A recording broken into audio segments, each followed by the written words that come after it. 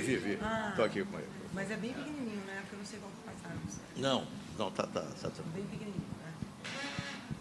É, bem pequenininho. Podemos começar? Bom, boa tarde a todas as pessoas que estão presentes. Deixa eu me apresentar. Meu nome é Luiz Henrique Barros de Arruda. Eu sou do escritório Barros de Arruda Advogados, vou presidir essa mesa. Sou vice-presidente da BDF. E eu queria iniciar, estou sentindo falta aqui nesse congresso, fazendo uma saudação ao homenageado, que é um menino, de nome Edivaldo Brito, que eu tive até me emociono, eu tive a satisfação de trabalhar, embora por pouco tempo, foi muito prazeroso, mas apesar do pouco tempo que trabalhamos juntos, foi o suficiente para conquistar o meu afeto, minha admiração, meu respeito. Então, quero saudar aqui o mestre Edivaldo Brito, que é o homenageado desse congresso, e saudar também os administradores e os organizadores do congresso que se lembraram de homenagear o Edivaldo. Bom, esse painel tem por título o tema inquietante: planejamento tributário abusivo, o papel da jurisprudência na definição de limites, que, por certo, envolve controvérsias, temas que nos afligem, desde o banco escolar, com conceitos como fraude, simulação, dissimulação, falta de propósito negocial, confusão patrimonial, dolo, conluio, etc.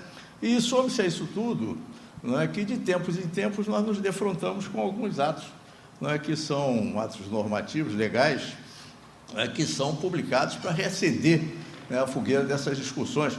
Antes de vir para cá, eu me lembrava do artigo 51 da Lei 7.450, que rendeu tantos artigos, a maioria das pessoas aqui pode não lembrar, depois, se quiserem pesquisar, pesquisem, e que, na época, eu acho, ele talvez negue, nem se lembre disso, que o professor Isaías Coelho, que era da Secretaria da Receita Federal, chamava de Lei de Tonga, que dizia que foi inspirado no direito comparado da Ilha de Tonga, cujo código tributário tinha só um artigo. Tudo que o rei quiser que seja tributável, será. Então, se vocês tiverem curiosidade de ver, estava em vigor, apesar de tão contestado, vigorou até agora, foi revogado, tornou desnecessário pela MP 1303 desse ano. Tivemos também, posteriormente, que vai ser objeto de debate aqui, a Lei Complementar 104, que introduziu o parágrafo 1º no artigo 116 do Código Tributário Nacional, até hoje não regulamentado, mas motivo das maiores controvérsias. E o curioso disso tudo, que eu acho que é muito importante, é que nos últimos anos nós não temos visto. Antigamente a Receita Federal, por exemplo, era acusada de publicar todo dia um parecer normativo. Ultimamente o que nós estamos vendo é a Receita Federal estimular, estou dizendo que o federal, isso acontece com o estadual também, municipal, estimular suas autoridades fiscalizadoras a lavrar autos de infração, mas não se manifesta oficialmente sobre a sua interpretação, deixando a cargo da jurisprudência que leva discussões por décadas, como nós veremos aqui. Bom, então, é justamente a propósito do papel da jurisprudência que foi escolhido o tema desse painel, e onde diversas facetas desse poliedro vão ser examinadas e expostas aqui. E nesse particular eu não quero perder mais tempo, porque o tempo já passou um pouco. Eu acho que ninguém melhor para abrir os nossos trabalhos do que o nosso querido professor, mestre Ricardo Lodge.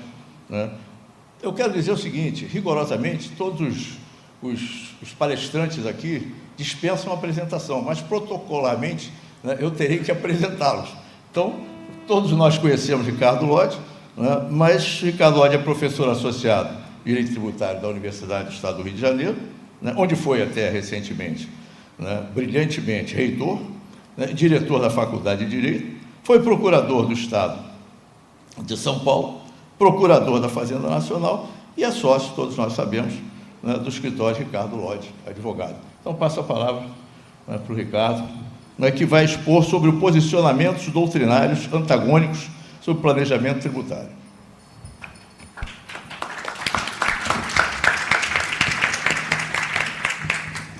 Bom dia a todas e todos. Quero agradecer o convite para participar do 8º Congresso Internacional de Direito Tributário da ABDF e fico feliz de estar aqui porque é a 8ª vez que eu compareço como palestrante do Congresso da ABDF. Então, estou nas 8 edições com muito prazer e muito orgulho e agradeço o convite aos amigos Heleno Torres, Gustavo Brigagão e o nosso amigo aqui presente, Luiz Henrique, que fez essa tão gentil apresentação, mas por amizade, evidentemente. Esse tema do planejamento fiscal vem suscitando muitas controvérsias ele falou que era desde que ele era criança, né? Mas é um pouco menos, né? Esse tema começou a suscitar controvérsias intermináveis desde a edição da Lei Complementar 104 de 2001. De fato, quando a gente era criança, 2001, esse tema balançou uma toada doutrinária e jurisprudencial que vinha sendo consolidada há décadas. Eu quero... Onde é que eu passo? Estou procurando aqui o... Qualquer lugar? O grande? Ah, tá. Entendi. Bom, então, antes da Lei Complementar 104, existia um consenso bastante definido na doutrina brasileira que dividia essas iniciativas do contribuinte de evitar o pagamento do tributo em 2 condutas: a evasão ilícita e a elisão lícita. Bastante característica dessa fase doutrinária é a obra do professor Sampaio Dória, que tem uma obra clássica onde esses conceitos são muito bem delineados. E ele colocava essa separação sob a perspectiva temporal. Até a ocorrência do fato gerador, nós temos uma elisão lícita. E após a ocorrência do fato gerador, uma vez ocorrido o fato gerador, atividades ilícitas impedem o pagamento do tributo. Essa foi, sem dúvida alguma, a fase mais duradoura da jurisprudência e da doutrina brasileiras. Muito fruto de um pensamento que pode ser sintetizado na seguinte frase: tudo o que não é formalmente ilícito pode ser realizado pelo contribuinte. Marcou muito essa fase do pensamento a obra do professor Ives Gandra da Silva Martins, que vem, coerentemente com as suas ideias, até hoje defendendo esse ponto de vista com bastante firmeza, como é característica do professor Ives Gandra. Esse um pensamento, até pelo momento histórico que ele apareceu, ali pelos anos 60, adentrando nos anos 70 e 80, até chegar aos anos 90, muito fruto de um momento em que a doutrina brasileira se preocupava com a luta contra a ditadura militar. E representativa dessa luta contra a ditadura militar dentro desse pensamento formalista é a obra de Geraldo Ataliba. Geraldo Ataliba era democrata, era republicano e, naquele momento, fazendo todo sentido, era formalista, porque o Estado era autoritário. Com a redemocratização do nosso país e o influxo de ideias que vinham de outros sistemas jurídicos, começou a haver a preocupação com o crescimento do planejamento fiscal, levando a o que a gente chama hoje de erosão da base tributária. A erosão da base tributária se dá tanto por meio de condutas lícitas, como por meio de condutas ilícitas. Mas, no final do dia, o fato é que o dinheiro não chega no orçamento público. Então, é normal que os países se preocupem tanto com a elisão quanto com a evasão, e proponham medidas para atenuar, para reduzir e, por que não dizer, para aumentar a arrecadação do Estado Nacional. E, nesse contexto, veio a Lei Complementar 104 de 2001, que, como o nosso querido Luiz Henrique lembrou, seja bem-vindo, Igor, junte-se a nós, por favor. Como o Luiz Henrique lembrou, a Lei Complementar 104 introduziu, no artigo 116, a chamada cláusula geral antielisiva, que deu pano para mangas na nossa doutrina. Na verdade, houve uma verdadeira rebelião doutrinária contra a cláusula antielisiva, que foi acusada de violadora do princípio da legalidade, da tipicidade, etc. E essa rebelião doutrinária teve tanto impacto na sociedade que acabou levando à rejeição da medida provisória 66, que regulamentava o parágrafo único do artigo 116. E essa é uma situação que perdura até os dias de hoje. Até hoje, não houve a regulamentação da cláusula antielisiva. Mas o assunto não parou por aí.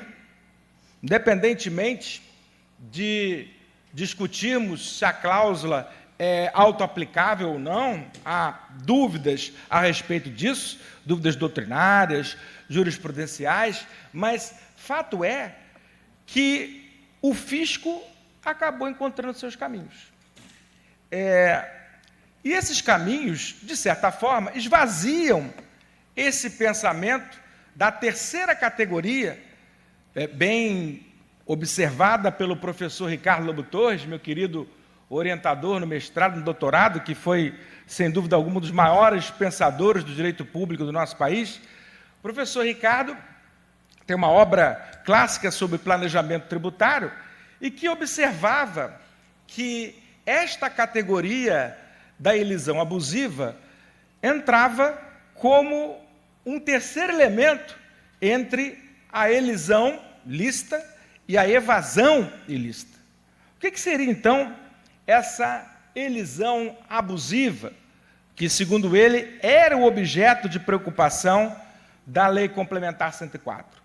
É aquela elisão praticada com o abuso de direito. Como todos sabem, o abuso de direito é uma categoria jurídica que nasce no direito civil francês, e que adentra por outros sistemas jurídicos, tanto do plano nacional quanto interdisciplinar, e que permite, hoje no Código Civil em vigor, permite a nulidade do ato praticado, independentemente da prática de um ato ilícito. Mas, naquele momento, estava vigendo o Código Civil de 1916, o Código de Bevilacqua. E no Código de Bevilacqua havia uma distinção clara entre o ato ilícito e o ato abusivo. O ato abusivo, na doutrina que predominava naquela época, era o ato que era inoponível em relação ao terceiro prejudicado. Ele não era nulo de per se. Ele poderia ser afastado da sua eficácia em relação ao terceiro prejudicado. E é nesse contexto que veio a Lei Complementar 104. E aí, depois disso, logo depois, a Lei Complementar é de 2001, e em 2002 é promulgado o Código Civil de 2002 e modifica essa característica. O Código Civil de 2002, lembrem, teve uma figura central que foi o ministro Moreira Alves, que era integrante da corrente minoritária na vigência do Código Civil de 16, entendia que o ato abusivo era igual ao ato ilícito, era nulo de per se, e não apenas inoponível em relação ao terceiro interessado. Muito bem, sem adentrar nas polêmicas do direito civil, que repercussão isso teve no direito tributário? A obra do professor Marco Aurélio Greco. O professor Marco Aurélio Greco com a promulgação do Código de 2002, do Código Civil de 2002, passa a dizer o seguinte: olha, se o ato abusivo é igual ao ato ilícito, então a elisão abusiva se traduz em ato ilícito. Logo, a abusão abusiva é igual à evasão fiscal. Essa é a posição que o professor Marco Aurélio Greco sustentou, e concordemos ou não, eu particularmente não concordo, porque acho que o ato abusivo ele se confunde com o ato ilícito nos seus efeitos, mas não nos seus pressupostos formadores. Até hoje, no direito civil, o ato abusivo não depende, na sua configuração, da violação da lei. Então, no direito tributário, a mesma coisa também. Mas, de toda forma, essa foi a posição que acabou prevalecendo no CARF. Eu não vou adentrar muito na jurisprudência do CARF, porque isso vai ser objeto também dos meus colegas aqui, a quem cumprimento a todos na pessoa do nosso presidente, mas fato é que, a grosso modo, a jurisprudência do CARF acolheu a tese do professor Marco Aurélio Greco.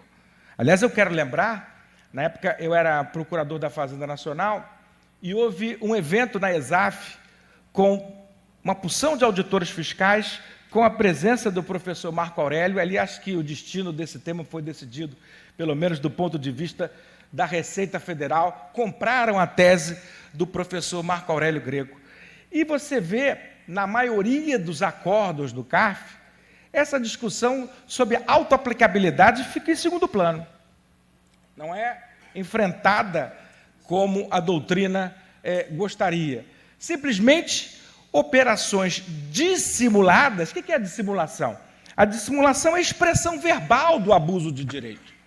Elas passam a ser tratadas como se fossem simulação fiscal, que sempre foi a expressão verbal da evasão. Então, há o quê? Há uma ampliação do campo da simulação e da evasão. Aquilo, na verdade, que outrora era considerado absolutamente lícito, passa a ser considerado ilícito, e com agravante. Como defendiam os seguidores da cláusula antilesiva, se houvesse um incidente de investigação de abusividade, era um procedimento preparatório ao lançamento. Aliás, a MP66 chegou a ensaiar esse modelo, que depois foi derrubado pelo Congresso. Hoje não.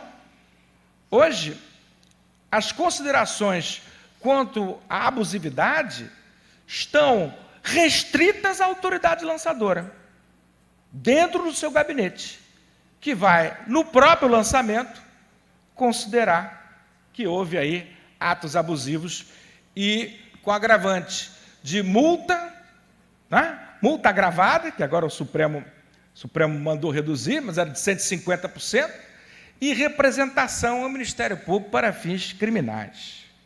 Então, vejam, o estado da arte hoje qual é? Hoje não se fala expressamente em cláusula antilesiva. Se esqueceu. O Supremo Tribunal Federal demorou milhões de anos para julgar isso e acabou não trazendo nada de novo para a discussão. Há uma ampliação enorme do espaço da evasão e da simulação.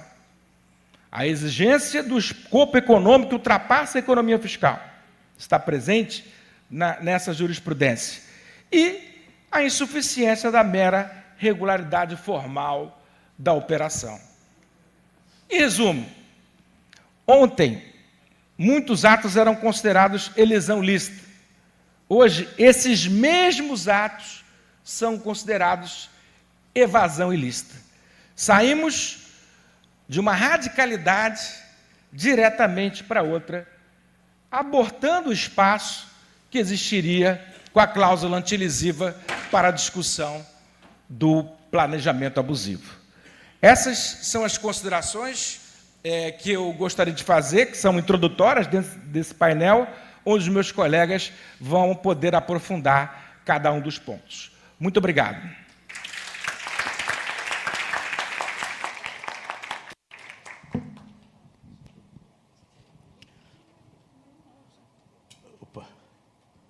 Presidente Ricardo, né, precisa a sua exposição, né, e, bom, o tempo urge. Eu vou imediatamente passar a palavra nessa linha, né, parece até que foi arquitetado, né, para que um assunto seja umbilicalmente conectado ao outro, né, ao mestre Mário Luiz de Oliveira Costa. O tema reservado para ele foi parágrafo único do artigo 116 do CTN e jurisprudência judicial e administrativa. Eu quero lembrar aqui que o mestre Mário, né, é advogado, todos conhecemos, né, mestre em Direito Econômico pela USP, ex-presidente da Associação dos Advogados de São Paulo, conselheiro e diretor do Movimento de Defesa da Advocacia e sócio do escritório Dias e Souza, Advogados Associados. Com a palavra. Muito obrigado, presidente Luiz Henrique. Boa tarde a todas e a todos aqui presentes. Eu gostaria de também agradecer imensamente, enfim, o convite de mais uma vez participar do congresso da BDF, que é esse congresso fabuloso e que realmente nos orgulha poder estar aqui com pessoas tão competentes, tão queridas. E pediria também licença ao presidente Luiz Henrique para cumprimentar a todos da mesa e a todos os presentes, nas pessoas das minhas queridas amigas Gisele e Karen. Uma alegria enorme estar aqui com ambas, e em várias ocasiões já pudemos debater temas como esse, então gostaria realmente de cumprimentar a todos em nome delas. Mas o tempo urge, efetivamente. Eu estou numa situação aqui um tanto quanto complicada, porque o Ricardo cumpriu exatamente os 15 minutos, cravou o tempo dele, então vamos lá. A mim coube falar aos senhores sobre a jurisprudência atinente exatamente ao parágrafo único do artigo 116 do CTN, a chamada cláusula geral antielisiva ou antielisão. Antes de mais nada, apenas para recordar a todos esse dispositivo que foi introduzido no Código Tributário Nacional no ano de 2001, pela Lei Complementar 104, como já disse aqui o professor Ricardo, ele dá à autoridade administrativa o poder de desconsiderar os atos que sejam praticados com a finalidade de dissimular a ocorrência do fato gerador ou os elementos constitutivos do fato gerador, e desde que observados procedimentos que seriam ainda estabelecidos em lei ordinária, e, como já dito aqui, não foram até hoje. Isso trouxe uma série, enfim, de discussões, mas é preciso ter presente, antes de mais nada, o momento histórico da edição da Lei Complementar 104. Nós vivíamos aqui, início dos anos 2000, havíamos tido, no final dos anos 80, o movimento de privatizações no Brasil. Para incentivar as privatizações, houve o incentivo da dedutíbilidade do ágio, especialmente por rentabilidade futura, o que nada mais era do que um diferimento da tributação. Você deduz agora, mas vai tributar se aquela rentabilidade for realmente auferida posteriormente, e se não for, você não pagou nem deixou de pagar nada a mais do que o devido. Esse era o procedimento inicialmente previsto para privatizações das empresas estatais. Já ao longo da década de 90, percebeu-se que, afinal de contas, esse sistema não era exclusivo para privatizações, isso poderia ser aplicado a quaisquer aquisições de empresas, a quaisquer operações, e tivemos, na década de 90, um boom, sim, de planejamentos tributários, especialmente no final, na segunda metade da década de 90, um boom de planejamentos, o que acabou originando a edição da Lei Complementar 104 como uma tentativa de coibir de coibir esses atos que, no entender da Receita Federal, não eram, pelo menos à época, não se podia qualificá-los como evasão, era uma elisão, mas uma elisão que talvez fosse um tanto quanto abusiva, e, portanto, a ideia, como disse aqui o professor Ricardo, era exatamente essa: termos aqui uma previsão que coibisse efetivamente este excesso de elisão, digamos assim. Dr. Everardo Maciel, que está aqui presente no Congresso, não está aqui no painel, mas poderá confirmar, porque ele bem acompanhou na época, enfim, lutou por esse dispositivo. Mas vamos aos precedentes, que é, afinal de contas, o que me cabe aqui trazer e comentar aos senhores. Antes de mais nada, o mais importante são dois precedentes do Supremo Tribunal Federal, um deles, o mais importante de todos, proferido na ação direta 2446, relatora a ministra Carmen Lúcia, julgamento mais de 20 anos após a edição da Lei Complementar 104, em 2022. Alegava-se a inconstitucionalidade do dispositivo, mas ele foi declarado constitucional com uma série de ressalvas. E essas ressalvas que são realmente importantes, porque na prática elas modelaram o teor do próprio dispositivo. Primeiro, diz a ministra Carmen Lúcia em seu voto que é inapropriado chamar a cláusula como antilesiva, que ali seria uma cláusula efetivamente anti-evasão, contra a evasão, e que continuava assegurado o direito dos contribuintes de buscarem pelas vias legítimas comportamentos, desde que coerentes com a ordem jurídica, de economia fiscal, né? E a busca, portanto, do meio menos oneroso para a prática de qualquer atividade. Disse também a ministra Carmen Lúcia que o dispositivo em questão ele não autorizava a interpretação econômica. E aqui é interessante porque este era um dos fundamentos para se alegar que o dispositivo seria inconstitucional. E ela diz, não, ele não autoriza a interpretação econômica até o propósito negocial, mas ela também não diz se autorizasse seria inconstitucional. Ela diz só ele simplesmente não autoriza isso, né?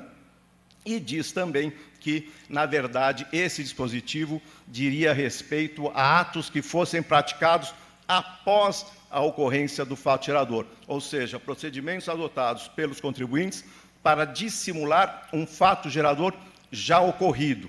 E aqui uma pequena, enfim, dissonância, aqui uma discordância de minha parte, e acho que isso aqui não corresponde, na verdade, à história dos fatos, não corresponde efetivamente ao que gerou a edição da lei complementar, porque não se pretendia, não, apenas pegar atos posteriores. Atos posteriores ao fato gerador, isso sempre foi bem mais tranquilo, na verdade. Uma vez realizado o fato gerador, incide a lei, então, em vigor, e qualquer ato posterior que objetivasse dissimular, encobrir aquela prática, obviamente já poderia ser desconsiderado, mesmo sem a Lei Complementar 104. Aqui o que se quis foi justamente pegar os planejamentos tributários da década de 90 e dar em si a interpretação econômica, né, para aqueles planejamentos. Mas, enfim, um outro precedente que é bastante importante, esse talvez tenha passado um pouco desapercebido por muitos, é um precedente mais recente, do início deste ano, também do Supremo Tribunal Federal, na ação direta 7616, relator ministro Cristiano Zanin, em que ali se discutiu uma lei estadual do Ceará que pretendeu disciplinar e estabelecer aqui procedimentos para a identificação de atos de dissimulação do fato gerador, e esta lei foi declarada inconstitucional, e no voto do ministro Zanin há, a meu ver, uma novidade em relação ao precedente da ministra Carmen Lúcia, porque ele diz, olha, não só ainda é necessária a edição de uma lei ordinária regulamentar, como está posto no próprio dispositivo e como reafirmou o Supremo, mas, diz ele, o conceito do que seja ato dissimulatório para fins de caracterização do fato gerador, por se tratar de normas gerais aplicáveis ao fato gerador, isso só pode ser regulado por lei complementar nos termos do 146, inciso 3º da Constituição Federal. E aqui, sim, é uma novidade que isso não constou expressamente do acordo anterior, e agora, sim, temos esta necessidade expressa a ser já afirmada pelo plenário do Supremo Federal, de que é necessária a edição de lei complementar para tratar de todos aqueles requisitos tidos e apresentados genericamente no parágrafo único do artigo 116. Isso especialmente para quê? Para evitar, diz o ministro Zanin, evitar um tratamento díspare entre os entes federativos e a fragmentação entre os entes federativos. Agora, o que ocorre é que, apesar disso tudo, quando do julgamento, né, primeiro, já em 2022, ministra Carmen Lúcia, acho que todos os tributaristas respiraram de alguma forma um pouco aliviados, né, mas a prática é, como já adiantou aqui o professor Ricardo, é que isso pouco tem importado à maioria dos julgadores, e infelizmente, né. Então, eu trouxe aqui 2, 3 precedentes, apenas para adiantar, até pela hora, e até porque os meus colegas também tratarão mais especificamente da questão do ágio. Mas nós tivemos o caso Kremer, que é um caso famoso já, julgado, relatoria ministro Gurgel de Faria, em que ali se tratava de uma operação de ágio, que eu não vou entrar aqui nos pormenores, mas era uma operação de ágio entre empresas relacionadas, portanto, intragrupo, que é, na prática, nós que advogamos na área, é, na prática, a questão até mais difícil quando você tem, né, enfim, a justificativa de uma operação intragrupo do que na própria empresa veículo, a depender, claro, das peculiaridades de cada situação.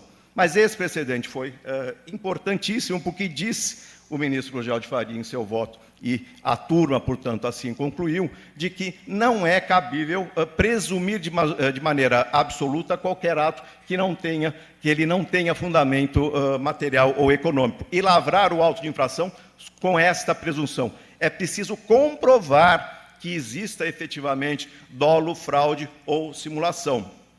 Independentemente da norma geral antielisiva estar ainda pendente de regulamentação, diz o ministro Gurgel de Faria, o fato é que não basta alegar a mera ausência de propósito negocial. É preciso provar que houve efetivamente dolo e fraude, e esse voto, esse acórdão, já transitado em julgado, a meu ver, é uma lição sobre o tema. Todavia, a questão não se encerrou, e na segunda turma eu trouxe aqui apenas 2 precedentes, também para referir rapidamente, um deles que trata de abuso efetivo, de simulação na contratação de pessoas físicas como jurídicas. Eu só trouxe aqui para mostrar que aqui sim considerou-se que havia uma simulação e, portanto, apesar de haver referência à norma geral antielisiva, fato é que aqui havia uma simulação. Mas temos um outro precedente, que é um precedente, aí sim, de empresa veículo, e mesmo empresa veículo, diz o ministro Falcão, Francisco Falcão, relator, que era necessário, sim, o propósito negocial, e que, naquele caso, tendo havido a utilização da empresa veículo sem um propósito negocial adicional à economia de tributos, houve efetivamente um abuso de direito e, portanto, aquilo era contrário, não à norma antielisiva. A norma antielisiva todos dão de barato e respeitam a orientação do Supremo de que isso é inaplicável, mas na prática aplica a norma geral antielisiva. Este é que é o grande problema. O que nós estamos vendo na jurisprudência, aqui do CARF vou passar rapidamente também, o que nós estamos vendo na jurisprudência é a adoção da norma geral antielisiva sem que ela tenha sido sequer regulamentada, com base no pressuposto de que, efetivamente, com o advento do Código Civil, tivemos aí, sim, a figura do abuso de direito e abuso de forma também, melhor menudenciados. Mas como fica isso em relação ao direito tributário? É esta questão que a lei complementar, como diz o ministro Zanin, deve tratar e regular o parágrafo único do artigo 116. Os 2 precedentes do CARF, também muito rapidamente, um primeiro deles aqui, enfim, a apresentação ficará disponível para todos, trata-se de uma emissão de debêntures que foi considerada também abusiva pela falta de propósito negocial, pelo fato de ter sido emitida em benefício de apenas 2 ex-controladores e acionistas da empresa, e que, portanto, aquilo seria contrário e fora da normalidade, da usualidade. E, por conta disso, se entendeu que aquela operação não seria oponível ao fisco. Segunda turma, 4ª Câmara, primeira sessão do CARF, julgamento agora recente, em 2024. E é interessante porque também agora em 2024, primeira turma, 3ª Câmara, julgou uma outra situação, um outro caso, em que não se tratava de emissão de debêntures, se tratava de aproveitamento de resultados de controlada no exterior, mas havia exatamente a mesma argumentação do fisco, de que houve uma reorganização societária sem propósito negocial para meramente possibilitar o aproveitamento daqueles resultados negativos da controlada. E aqui o CARF, pelo menos nesse primeiro julgado, entendeu que era legítima a operação, porque não havia aqui a possibilidade, na ausência, inclusive, de regulamentação do parágrafo único do artigo 116, não havia a possibilidade de desconsiderar o ato praticado pelo contribuinte exclusivamente pela falta de propósito negocial. O que eu quero dizer aos senhores com esses precedentes todos? O que fazemos? No precedente das debêntures, o que se entendeu foi a falta de propósito negocial impede a sua oposição ao fisco. Tudo bem que a situação é distinta, cada caso tem a sua peculiaridade, Gisele aqui tratará bastante disso, me parece, das provas necessárias para legitimar cada caso perante o fisco. Mas como fica o contribuinte? Até que ponto eu tenho, efetivamente, uma segurança jurídica de quando será ou não necessária a observância aqui, a apresentação de um propósito negocial? Então, aqui, já caminhando para o encerramento, nós temos algumas constatações, ou que eu diria aqui um pensamento desejoso, wishful thinking, né, do que a jurisprudência, de alguma forma, sinaliza, pelo menos naqueles precedentes que melhor nos aproveitam, especialmente no que diz respeito aqui ao Supremo Tribunal Federal. De que, primeiro, a plena eficácia do dispositivo em questão depende de uma lei ordinária que estabeleça o seu regulamento, o seu procedimento. Nós temos aí, com ressalvas, a posição da ministra Carmen Lúcia de que isso só se aplicaria às situações posteriores à ocorrência do fato gerador. Quero crer que ali haja um equívoco, que isso possa ser corrigido quando da edição da lei complementar, que os critérios genéricos para identificação do fato gerador praticados com essa finalidade de dissimulação devem ser necessariamente estabelecidos por uma nova lei complementar, e aqui é decisão do plenário do Supremo Tribunal Federal que assim determina, né? E aqui o wishful thinking, que efetivamente nós tenhamos aqui a exigência fiscal legitimada apenas e tão somente nos casos de comprovado dolo, fraude, simulação, abuso de forma ou abuso de direito aqui com ressalvas, sem entrarmos aqui, até porque o tempo já se esgota, sem entrarmos nos detalhes, mas abuso de forma e abuso de direito, a meu ver, também seriam temas para a lei complementar regular em relação à questão, à matéria tributária, e nós temos que ter também, enfim, a observância do artigo 149, do inciso 7º do CTN. E, por fim, subsistem aqui, já como posto, aqui já para concluir, diversas discussões e incertezas, seja pela falta de uma lei complementar e da lei ordinária que cuidem da norma geral antielisiva, seja pela jurisprudência atual, seja por essa absoluta falta de consonância nos precedentes, entre os precedentes, como os senhores puderam ver, tanto do STJ quanto do CARF, até o momento. Eu diria que prevalece, sim, hoje, no CARF, todos sabemos, uma posição mais pró-fisco, no sentido de que deve existir um propósito negocial independente da mera economia fiscal, mas, na verdade, nós não sabemos ainda como isso prevalecerá no futuro. Como será a regulamentação nesta nova lei complementar de todas essas questões, de todos esses institutos de direito aplicáveis ao direito tributário. E aqui, uma última indagação, nós teremos, afinal de contas, qual é a expectativa? Uma lei complementar nova que traga segurança jurídica para o contribuinte, que proteja os interesses do contribuinte ou do fisco? Como será? Agradeço aos senhores pela atenção que me ouviram e fico aqui à disposição. Muito obrigado.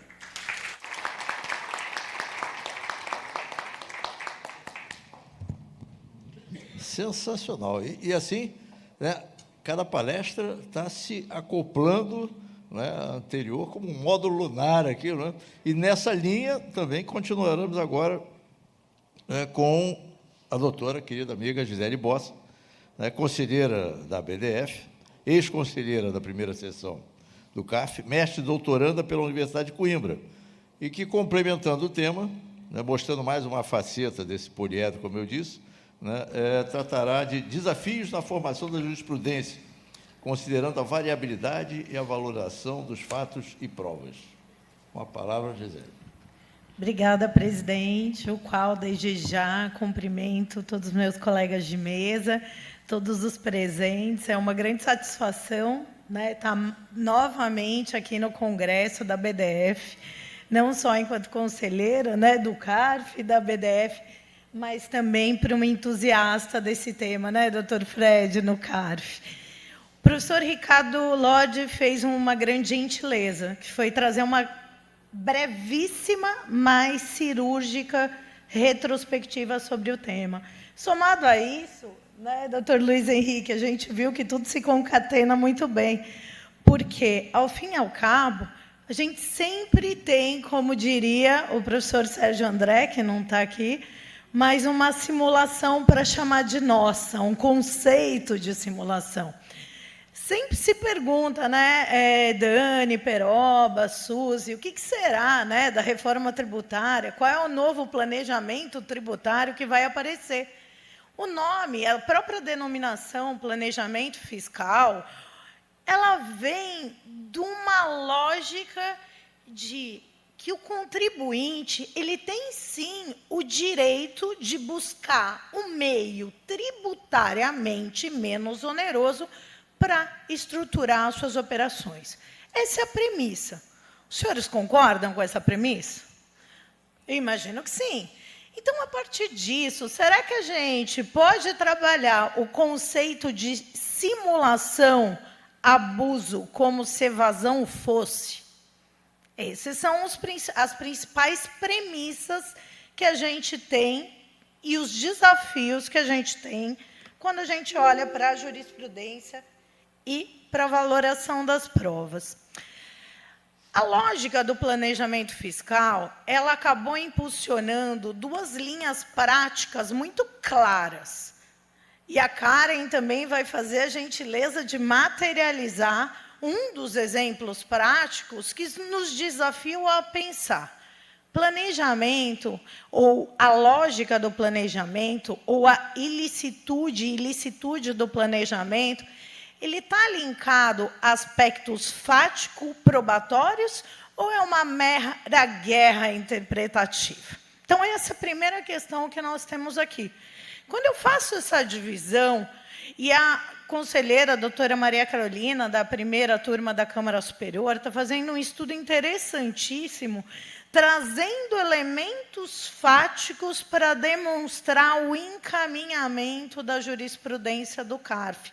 E, inspirada por ela e até a obra de eficiência probatória, que nós, conselheiros, há 5 anos atrás, à época, organizamos para entender os desafios da prova, nós começamos a olhar, será que a jurisprudência do CARF, em casos de planejamento tributário, ela oscila a depender dos fatos e provas, ou nós estamos diante de um conflito interpretativo, pura e simplesmente, do que é abuso, do que é simulação, como a gente vai trabalhar a norma, a suposta norma anti-elisão, a norma anti-abuso, como qual viés da doutrina queira trazer.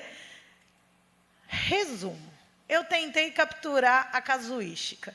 A casuística não leva, talvez, eu não exauri, mas a ideia, nos meus 15 minutos, é soltar luzes aos senhores do que nós temos que enfrentar em termos práticos. JCP retroativo, agora está famosa, né? A primeira turma da Câmara Superior de Recursos Fiscais voltou atrás um pouquinho nas decisões que estavam, a princípio, favoráveis ao contribuinte. Será que haveria uma violação ao regime de competência pela utilização retroativa do juro sobre capital próprio? Será que isso é um planejamento tributário em si? Será que a própria legislação do imposto de renda ela não nos permitiria, ou melhor, não vedaria, a apropriação retroativa desse JCP? Então, aqui o embate ele se mostra mais interpretativo do que fático. Na mesma linha, eu lembro a Karen, né, colocando muito esse tema da trava dos 30, com relação à cisão total, efetiva incorporação. Né? Será que essa trava deveria existir?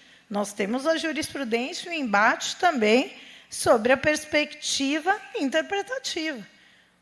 O elemento fático aqui é relevante. Se eu tenho uma cisão parcial, por exemplo, passa a ser relevante, porque ainda remanesce a estrutura empresarial para que ela se utilize e se valha da trava dos 30.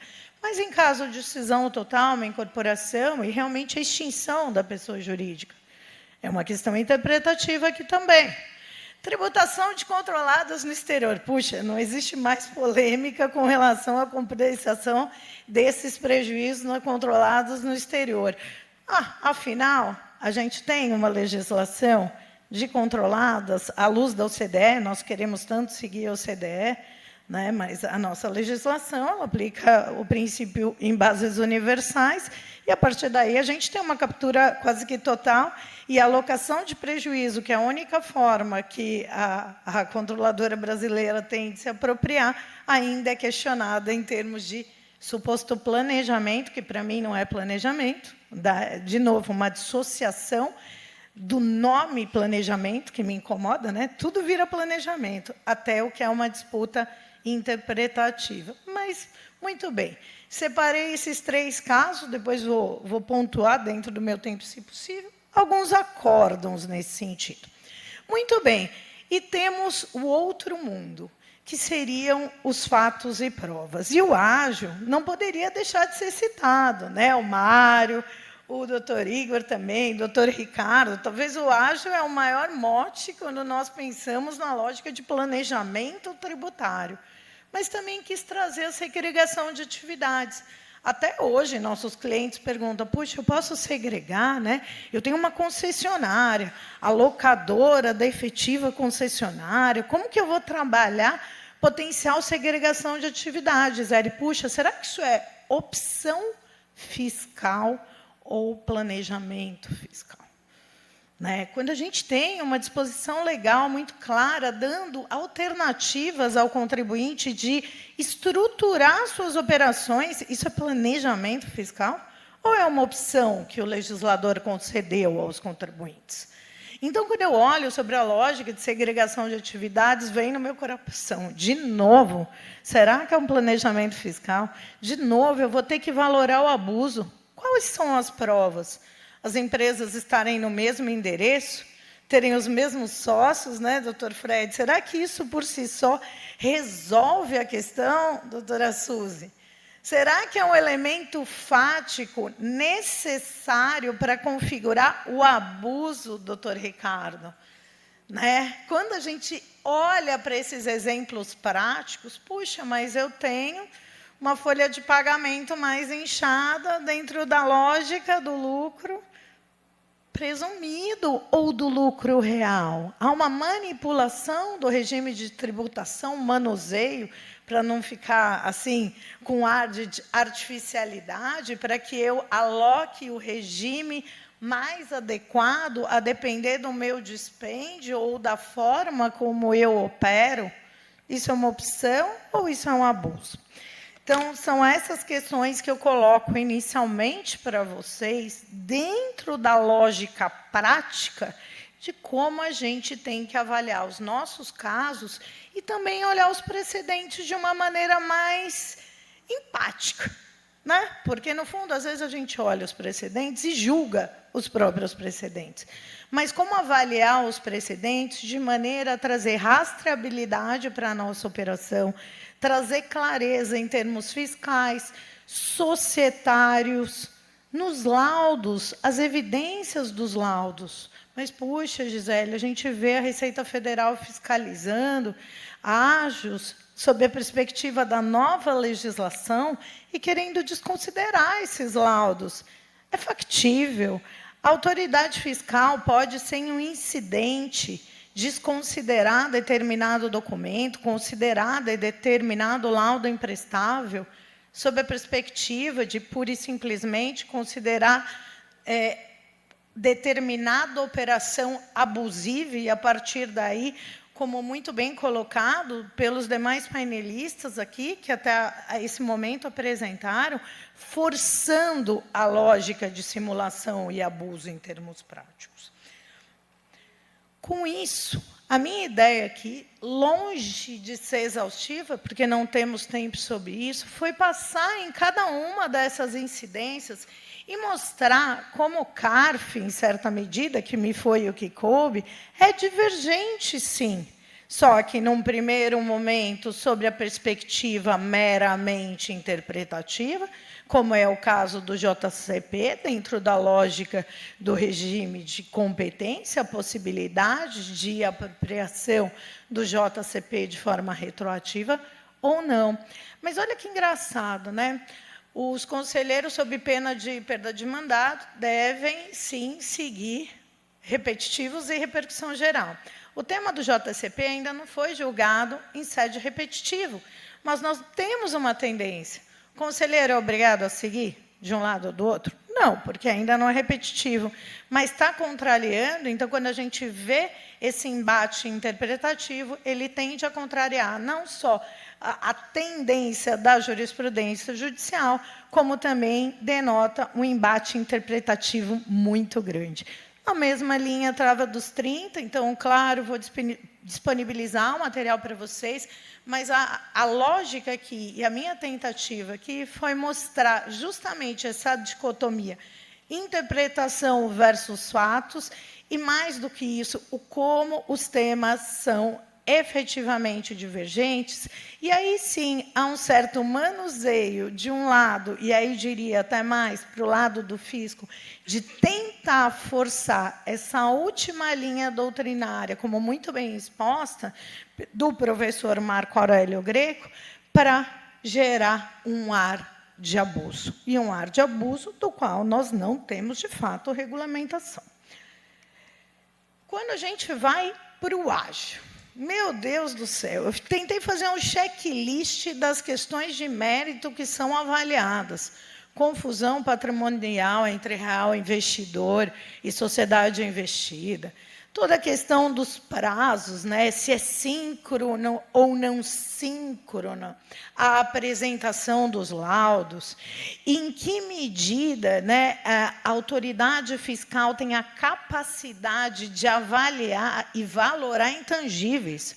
Porque agora a gente está vendo laudos PPAs, né, muitas vezes calçados por estudos sólidos, respeitando a data de publicação adequada, os requisitos da 12973, e ainda assim há uma tentativa da autoridade fiscal de valorar o intangível. Vejam, os senhores, aonde estamos parando. Propósito negocial, nosso embate interpretativo, mesmo dentro do embate fático. Teoria do propósito negocial está cobertada ou não está cobertada? Nós vimos as observações do doutor Mário. De fato, a Carmen Lúcia não adentrou a questão, e, quando adentrou, falou: a interpretação econômica dos fatos está fora. Né? A gente pode trazer a lógica do abuso, está fora.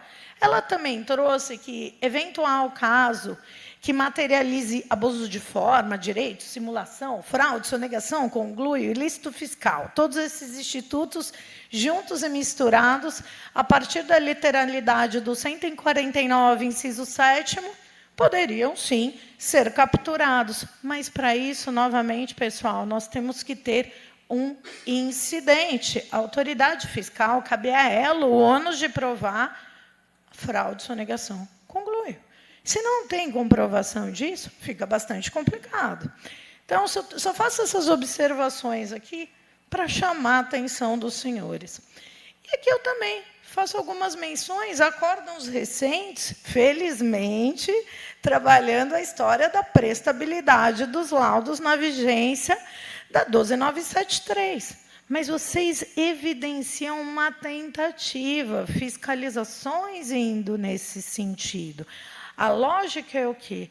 Vamos lastrear de acordo com a legislação, registro em cartório, toda a documentação do laudo, ela deve estar cobertada, principalmente quando a gente fala da lógica de peritos independentes. Né? O que são os peritos independentes? São as Big Four apenas? Não. Mas desde que não haja uma ingerência, uma interferência por parte do contribuinte. Leia-se interferência, não respostas naturais de como a empresa e por que os intangíveis são valorados e o quanto isso representa no patrimônio e no valor de mercado. Quando a gente olha, portanto, para a jurisprudência de ágio, há quem defenda que, a princípio, nós temos uma eventual, e por isso que eu falo eventual, a depender do direcionamento do estudo empírico, influência do voto de qualidade. E por que eu falo eventual? Porque é a partir dos fatos e provas. Se a gente for analisar, temos age interno, age empresa veículo, o doutor Igor vai tratar disso, dentre outras modalidades, se tem ou não aspectos regulatórios, isso tudo influi em uma maioria ou uma unanimidade nos julgados. Então, há quem defenda que, sim, o voto de qualidade é um ponto de inflexão nos casos de ágio, mas eu diria depende, porque há luz de pressupostos fáticos, você consegue ter um direcionamento eficiente do julgado de forma a obter uma maioria ou ainda propriamente uma unanimidade. Por fim, como eu mencionei, é só um gráfico para vocês imaginarem a lógica do tema de segregação de atividades e para que vocês tenham em mente o que é realmente uma opção fiscal de um planejamento abusivo. Né? Será e em que medida eu tenho uma agência, uma concessionária no lucro real, alocar essas despesas e, ao mesmo tempo, ter uma locadora no lucro presumido, isso por si só é um problema? Não, isso não é um problema, isso é uma opção fiscal, o legislador permitiu isso. Aonde vai morrer o abuso? O abuso vai morrer na ocultação, vai morrer na confusão patrimonial, você não sabe que empresa exerce qual atividade, aonde estão alocados os funcionários. Essa verificação pelo fisco e pelos senhores nos casos concretos fazem com que vocês ganhem ou percam um caso. Então, em verdade, eu fecho minha palestra provocando os senhores, os clientes, né? Temos representantes de empresa aqui, os acadêmicos, assim, em primeiro lugar, desafiar esses conceitos e essa tentativa de enquadramento, como se todos e todas as operações envolvidas pudessem ser chamadas de planejamento abusivo.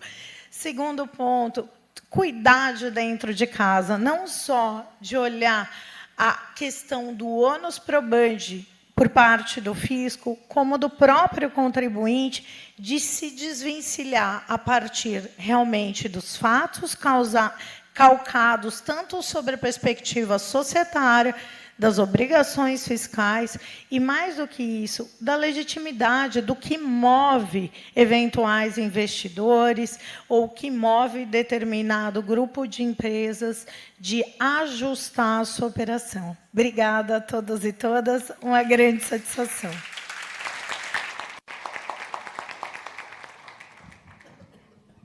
Muito obrigado, Gisele. Bom, e agora eu vou passar a palavra ao mestre Igor Maula Santiago, que fez um esforço terrível, né, para chegar aqui, né, conseguiu, alugou um avião, né, porque o voo dele foi cancelado, né, mas chegou na hora. O Igor também todos conhecemos, ele é mestre e doutor em Direito Tributário pela Universidade Federal de Minas Gerais, conselheiro da Fiesp, da FEComércio de São Paulo, da Associação Comercial de São Paulo, titular da coluna Consultor Tributário no site Consultor Jurídico, né, onde tem produzido obras de melhor qualidade, e vai falar sobre o aproveitamento do ágio da jurisprudência, né, dando continuidade ao tema aqui já sendo exposto. Com a palavra.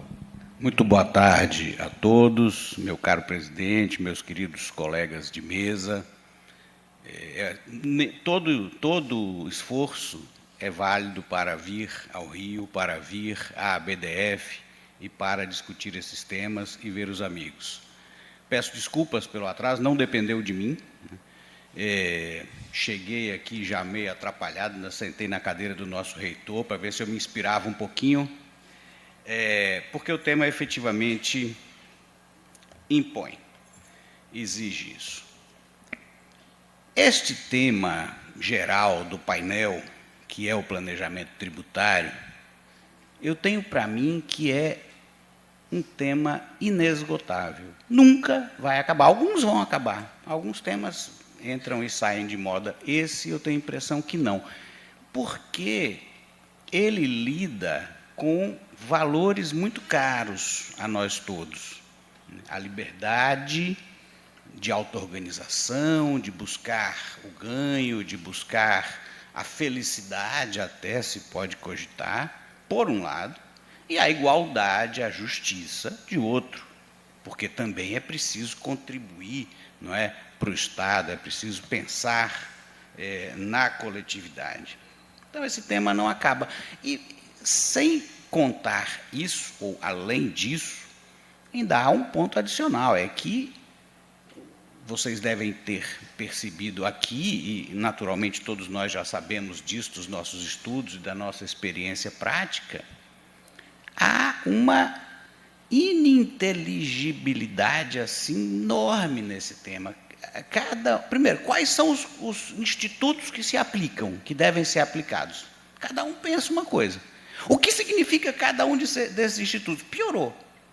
Então, há uma dificuldade de comunicação muito grande, o que acaba levando, às vezes, a posições um pouco apaixonadas ou radicais.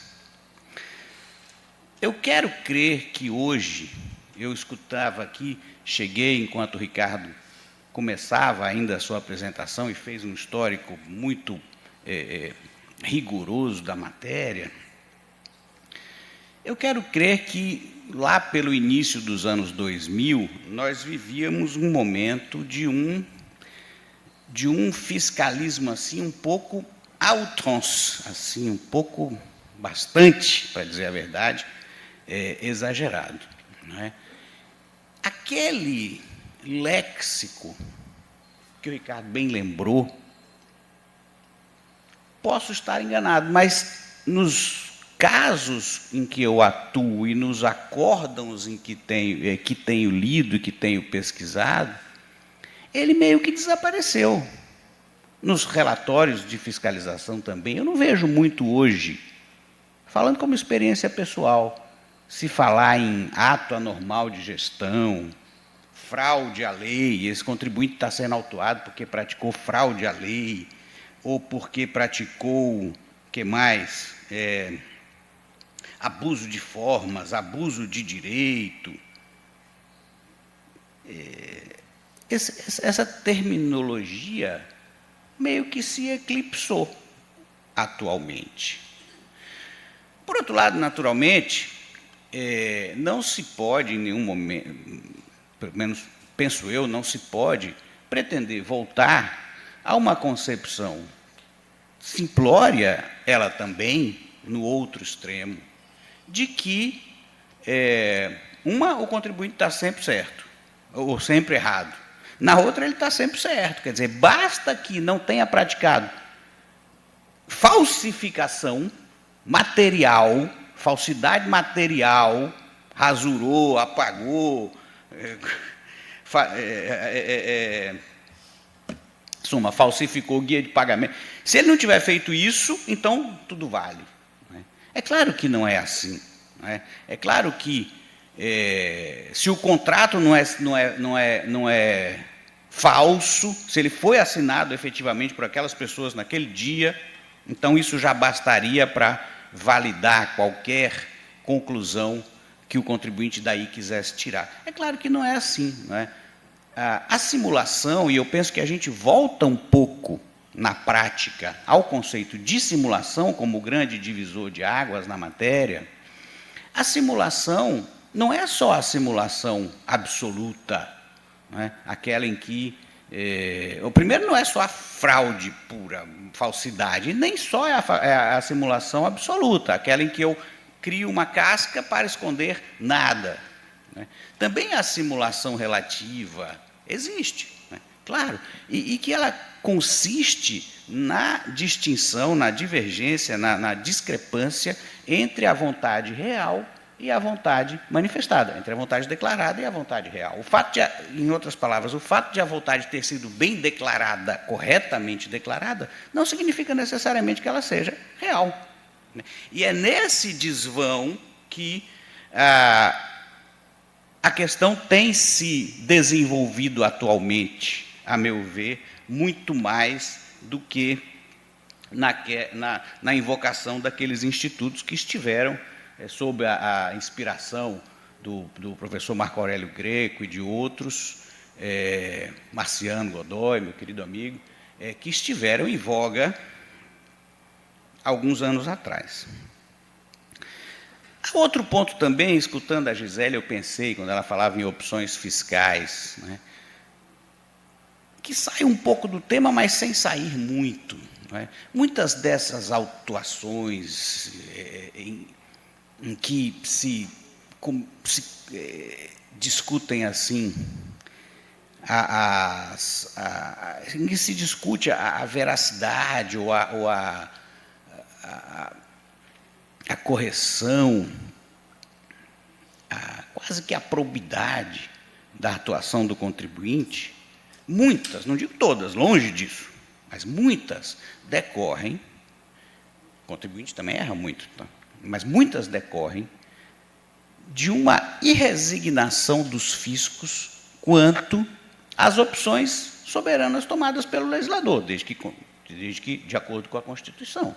Pensemos, por exemplo, aqui saio do tema 1 minuto, nas subvenções. O legislador diz: todo incentivo de CMS é subvenção. Acabou. Subvenção para investimento. Podia ter feito isso? Viola a Constituição ao fazer isso? Bom, penso eu que não, mas alguém pode divergir. Mas a discussão tem que ser essa. Porque se ele disse, e é válido, isso tem que ser levado em conta. Os fiscos ficam buscando, sobretudo nesse caso a Receita Federal, mecanismos para driblar essa determinação. A última moda agora, até estou fazendo um pequeno trabalho sobre isso, são autuações em que se entende que, embora tudo tenha sido cumprido, a reserva, não distribuir o lucro e tal, como o contribuinte, o empresário, deu um desconto no preço compatível, em todo ou em parte, com o benefício que recebeu, isso não lhe gerou uma receita, e, portanto, não há receita que possa depois ser excluída do lucro real, porque não houve receita nenhuma. Né? Esquecendo-se, e aqui encerro, Paulo, que você sabe bem disso, o ICMS é calculado por dentro. Se eu cobro 100 e o ICMS é 18, eu tenho 18.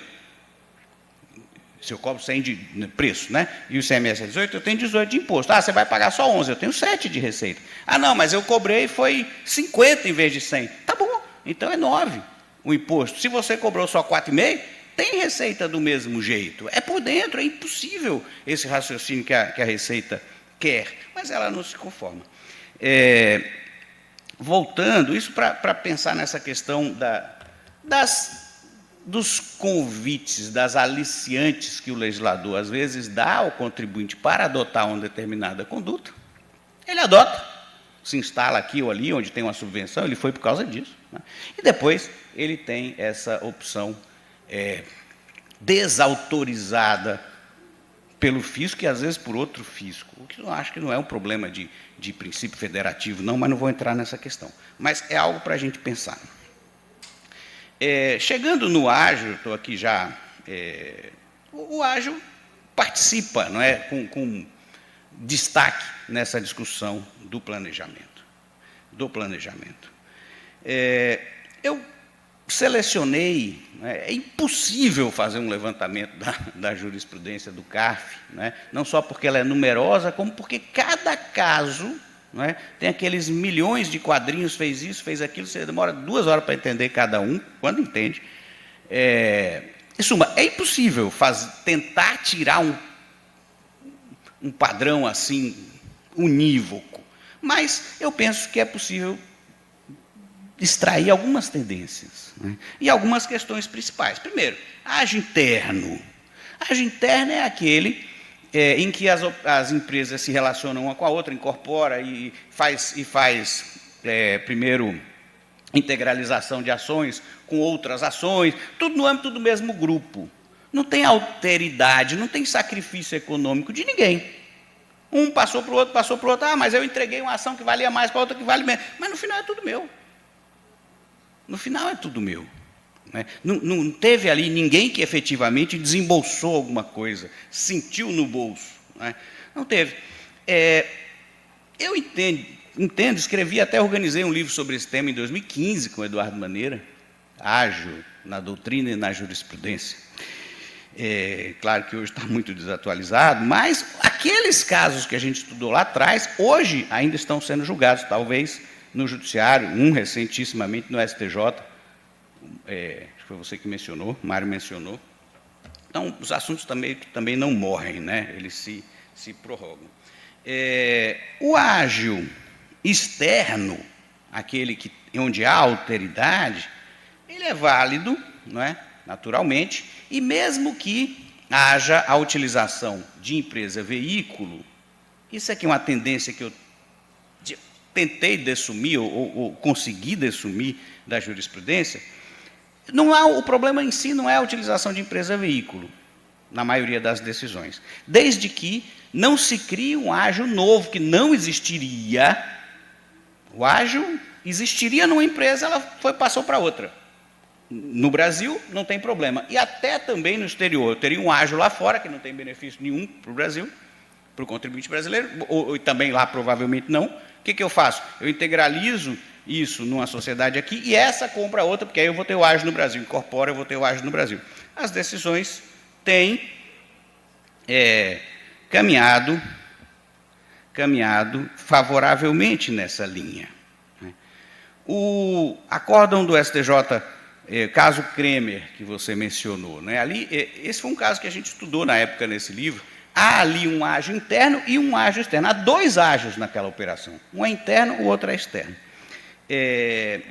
O Tribunal Regional Federal, não sei como é que foi a decisão de primeiro grau, o Tribunal Regional Federal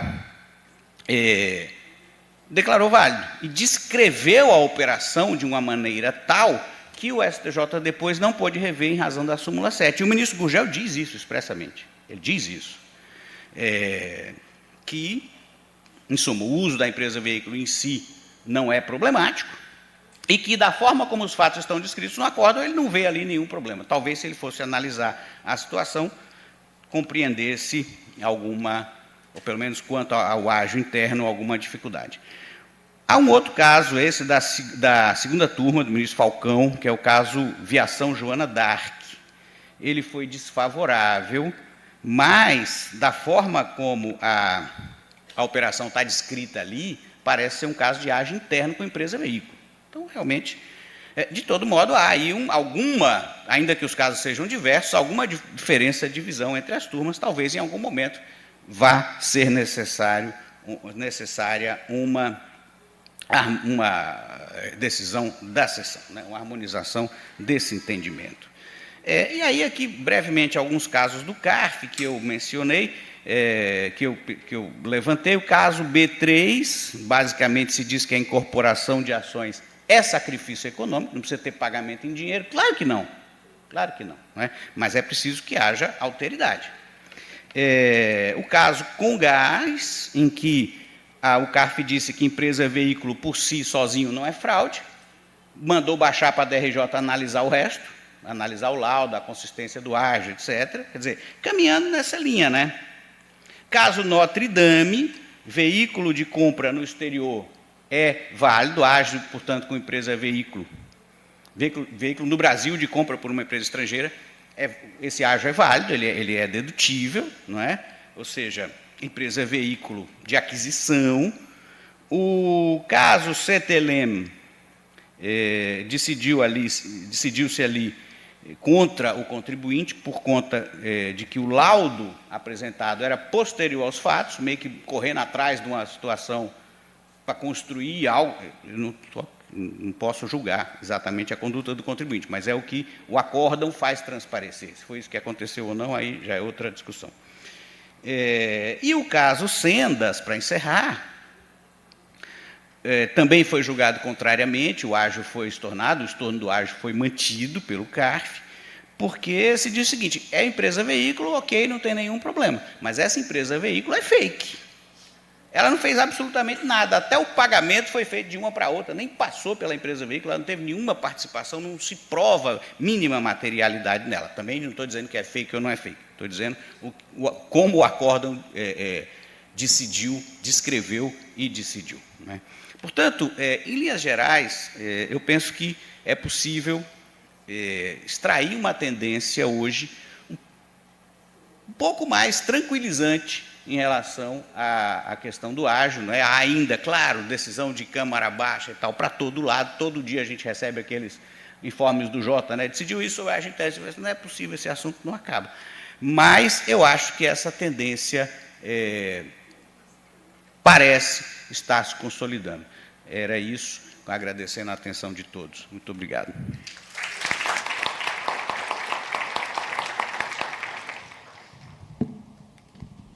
Muito obrigado mais uma vez, Igor.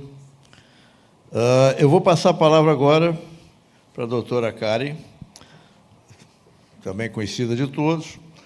Karen Jureidini Dias vai tratar da DCT 66, do artigo 129, da Lei 11.196, né, envolvendo pejotização, e jurisprudência judicial administrativa. A doutora Carmen é conselheira da BDF, é doutora e mestre em Direito Tributário, ex-conselheira da Câmara Superior de Recursos Fiscais do Ministério da Fazenda e professora do mestrado do IBET, sócia fundadora do escritório Rivite e Dias.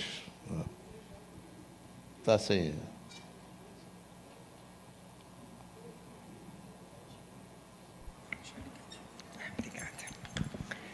Boa tarde a todos. Um prazer muito grande estar aqui novamente. É sempre gratificante vir para o Congresso da BDF e aproveito a oportunidade para agradecer na pessoa do Luiz Henrique, vice-presidente, a Betina, presidente da BDF, minha grande amiga, Brigagão, Helena Torres. E cumprimento a mesa, todos os senhores. Eu fui incumbida de falar de pejotização.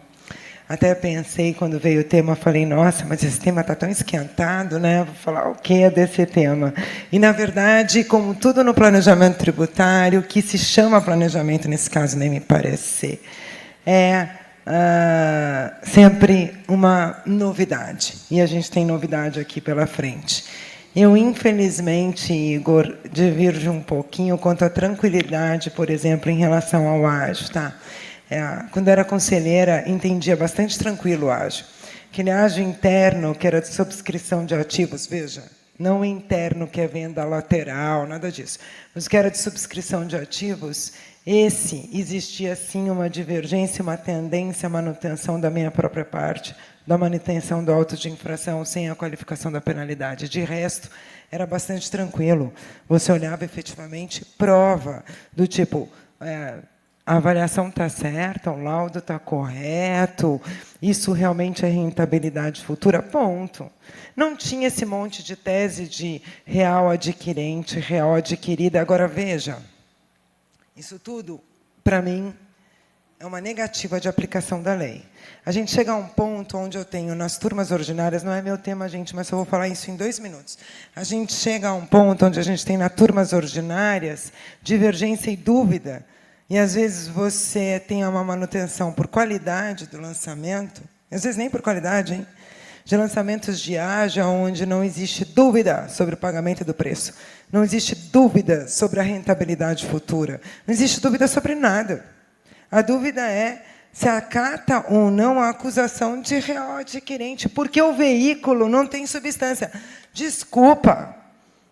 Se eu tenho ou não um veículo para uma aquisição nacional de pagamento do preço, se eu adquirir por A ou por B, quem conhece um pingo, um mínimo de contabilidade. E quem não conhece, se está julgando, tem obrigação de pedir para um contador sentar do lado e falar qual que é o efeito, se eu tenho veículo ou não. Porque, se não fizer isso, não tem que julgar. Aí, se a pessoa tem um mínimo de conhecimento, ela vai ver que, se eu adquirir por A, ou pelo veículo B, o efeito é o mesmo. Se o efeito é o mesmo, dizia Marco Aurélio, para quem quiser adotar a teoria dele do propósito negocial, não há que se perquirir sobre propósito negocial. Não há que se perquirir sobre abuso de direito quando a minha operação não gerou nenhum benefício que a operação que o fisco disse que eu devia ter feito não teria gerado. Se a operação que eu gerei, que eu fiz, ou a outra que o fisco disse que eu fiz, gera o mesmo efeito que decorre de lei, não existe planejamento. Não existe. Aí vamos discutir se eu quero formalização A ou B, ou se eu, fisco, quero derrogar a lei. Ponto. É isso. Então, assim, eu fico um pouco irritada com essa situação, porque, de fato, quando eu olho isso, eu acho que depõe contra uma situação importantíssima, que é a gente precisa pacificar o direito tributário. Ponto. O que é pacificar o direito tributário? Sonegador, eu vou atrás de você com multa qualificada. Situações duvidosas precisam ser esclarecidas para que, dali para frente, as empresas paguem mais ou menos, mas saibam o que elas estão pagando, o que elas vão ter de ônus nos contratos. É a mesma situação que eu vou tratar agora. É a mesma situação, porque eu achei que esse tema estava muito esquentado, já não tinha mais o que falar, fui olhar e, infelizmente, vi uma alteração grotesca da jurisprudência pela segunda sessão do CARF. E me preocupou muito, porque, a hora que eu leio os acórdãos, eu não encontrei profundidade na análise probatória. Se tivessem negado, se tivessem mantido o lançamento com profundidade na análise probatória, tira o chapéu. Manter o lançamento por manter o lançamento para dizer não tem reparos do TVF, desculpa, gente.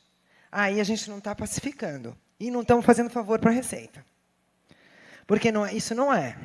A gente está causando um desfavor à sociedade. Por toda vez que eu não tenho segurança jurídica, toda vez que eu fico alterando jurisprudência sem fundamentação, como a gente está recentemente vendo na Câmara Superior, toda vez que eu faço isso, eu causo um desfavor ao desenvolvimento do país. É isso que a gente tem que tomar cuidado. E não importa se a gente está dando ou negando provimento para o contribuinte, se a gente está mantendo ou não mantendo o lançamento. O que faz com que um órgão seja respeitado é fundamentação e coerência. É a coerência que a gente vai exigir do Supremo Tribunal Federal no julgamento de uma repercussão geral, novamente, que foi colocada exatamente sobre o tema da pejotização. Então, para tratar desse tema o mais breve possível, que eu já enrolei demais aqui e não vou conseguir tratar do meu tema, mas quando a gente pensa em pejotização, a gente tem que olhar o seguinte: é uma opção, e aqui a gente está falando de opção. Opção dentro dos limites legais, a gente está falando de planejamento, tá? A gente está falando de opção. Não estou criando nenhum mecanismo que não está previsto em lei. Então, eu estou fazendo uma opção de prestar um serviço pela pessoa física ou pela pessoa jurídica.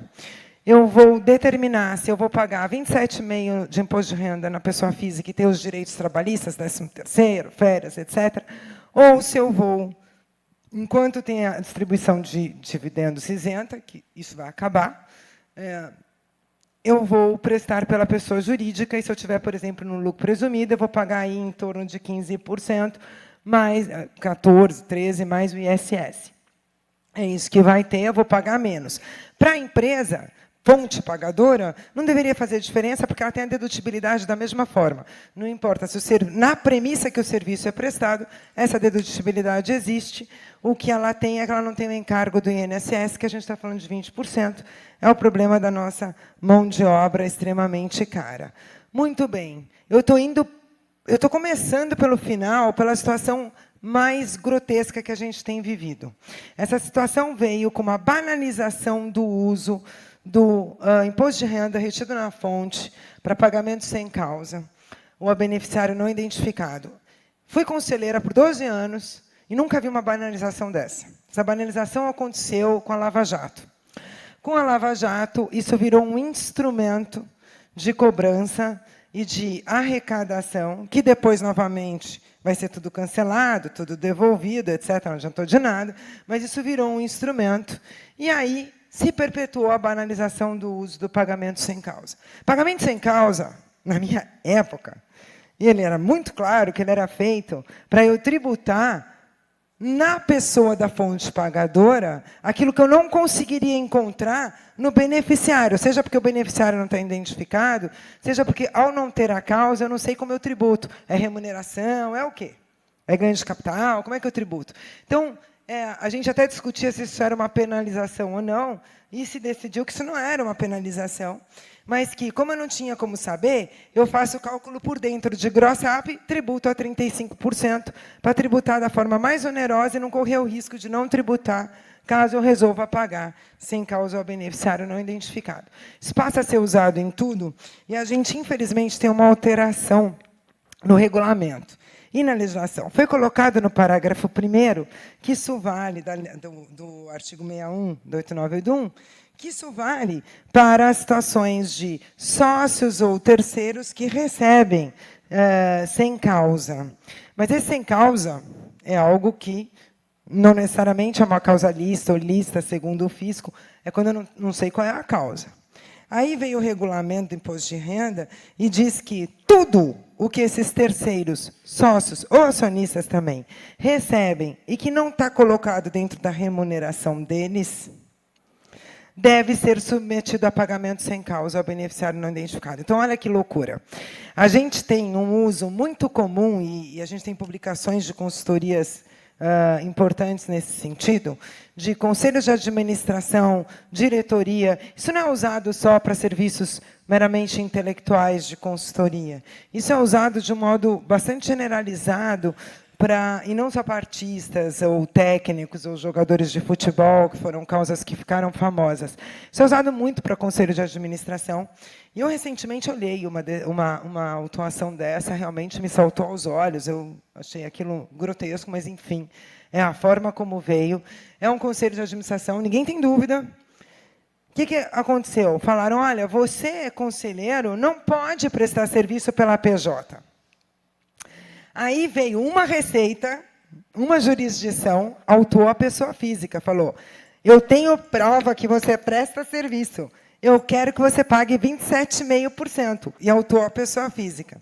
Veio uma outra delegacia da Receita Federal, fiscalizando a pessoa jurídica, e falou, estou te glosando essa despesa, porque aquela pessoa jurídica não tem substância. Claro que ela não tem substância. Ela nada mais é do que a extensão da pessoa física. E é isso que a lei fala que pode existir. Uma pessoa jurídica, que é uma ficção, toda pessoa jurídica é uma ficção. Ficção, extensão da pessoa jurídica. Extensão da pessoa física. Toda pessoa jurídica é uma ficção. Ah, mas precisa ter substância? Não. A legislação diz que eu posso ter uma pessoa jurídica que seja extensão da física. Eu, Karen, posso ter uma Eireli e emitir parecer. Eu preciso ter uma secretária, eu preciso ter um aluguel. É claro que eu não preciso ter. É a minha extensão. Enfim, o que aconteceu? Prestou, foi lá, falou que, como aquela pessoa jurídica não tinha substância, glosou a despesa da pessoa jurídica e tributou todos os pagamentos sem causa, fez como pagamento sem causa.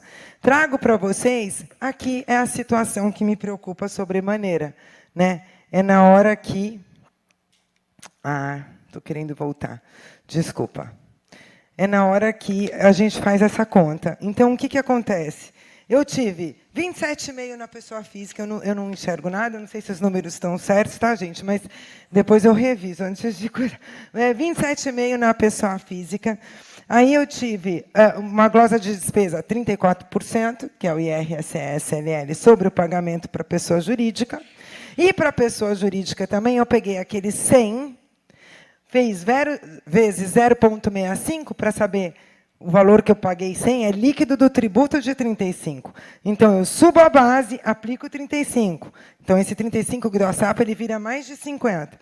53. Sobre o pagamento sem causa, via de regra, multa qualificada. Eu já pus o 100%, porque antes era 150. Sobre a glosa de despesa, 75.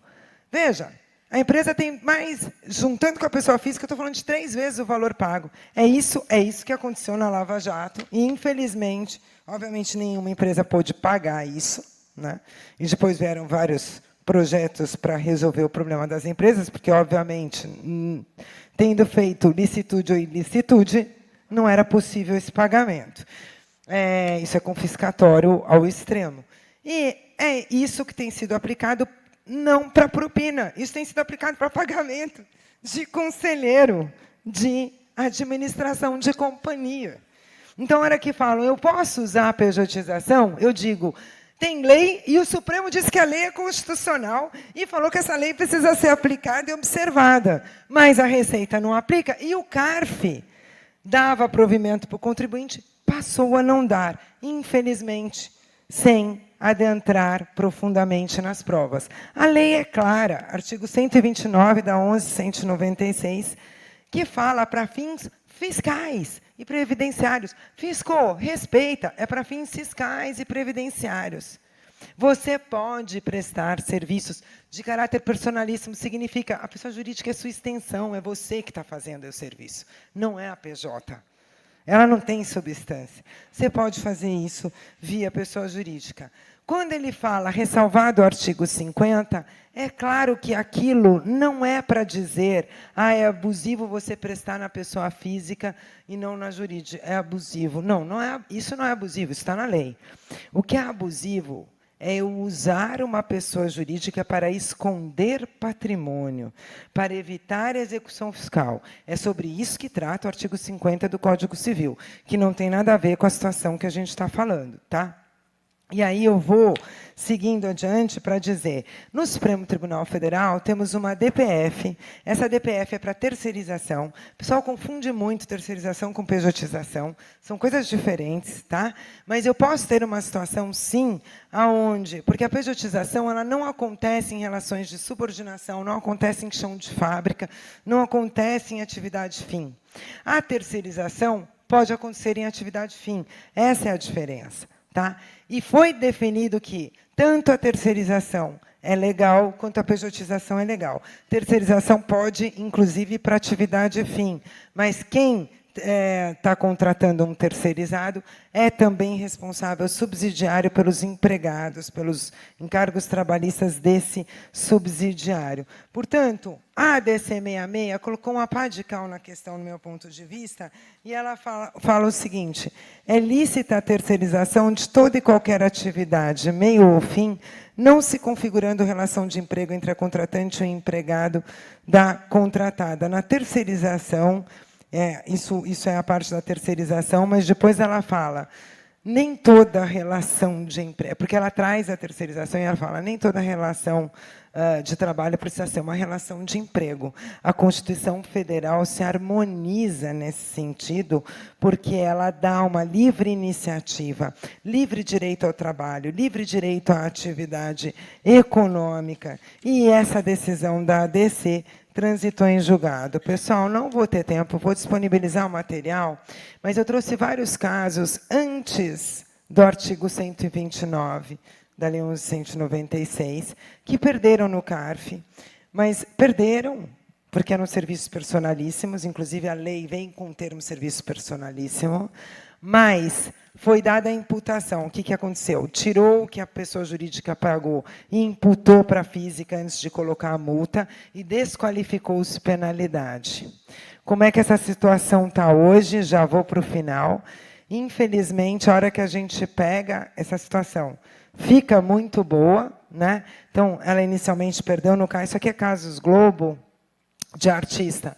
Inicialmente, perde no CARF, ganha no STF. Essa decisão do MEI é importantíssima, uma decisão do ministro Alexandre de Moraes, no Supremo Tribunal Federal, que falou, para a Justiça do Trabalho de ficar falando da primazia da realidade para dizer que você está prestigiando o direito do trabalho, etc., etc. Meu Deus, a gente já julgou no Supremo Tribunal Federal, dê direito à livre iniciativa, dê segurança jurídica aos contratos. Está excelente essa decisão de ministro Alexandre de Moraes. A partir daí, CARF começa a dar previmento e diz, olha só, para com isso, fisco. Você fez prova de uma baita de uma relação de subordinação? Se você não fez essa prova, não vem aqui cobrar previdenciário ou imposto de renda pessoa física. Infelizmente, quando a gente pega final de 2004 e 2005, todas essas decisões são contrárias. Todas dizendo que não está negando a ADC 66 ou o artigo da lei, mas que não é retirado do fisco o direito a verificar abuso ou fraude.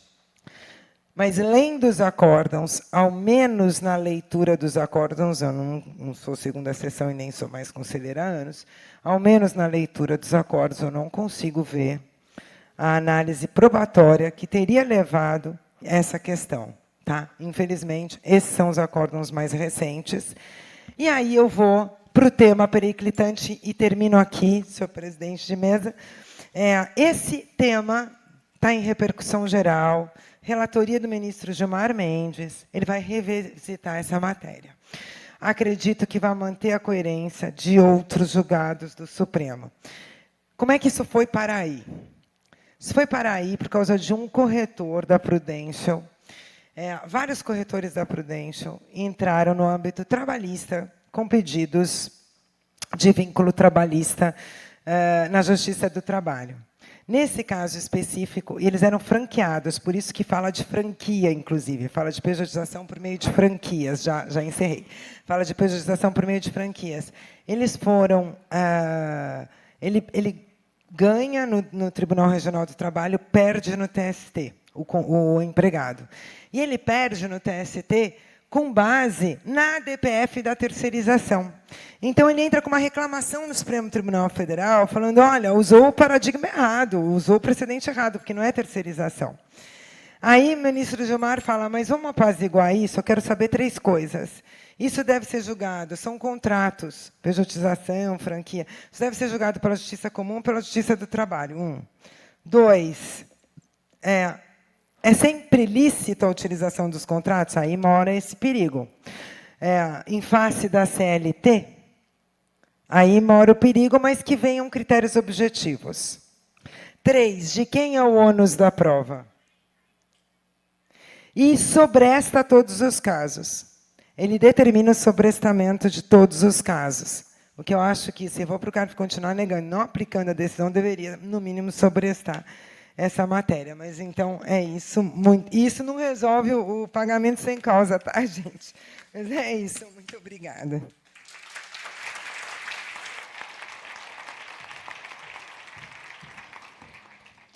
Muito obrigado, Karen. Bom, e agora, encerrando aqui com chave de ouro, né, nada mais, nada menos do que o mestre